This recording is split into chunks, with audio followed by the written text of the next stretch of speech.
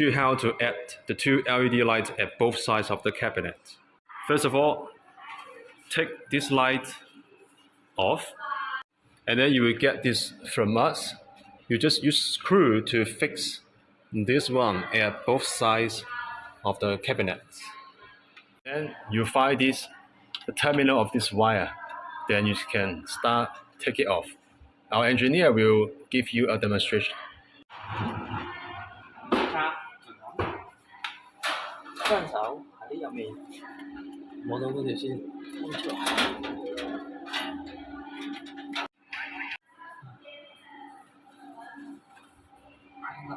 Start rolling down and move it to the bottom. Lift it to here. Yeah, move the terminal of the wire to this position and then use a tape to fix it. This is the terminal of the light. Then after that, plug this into that black terminal. Then it will be okay.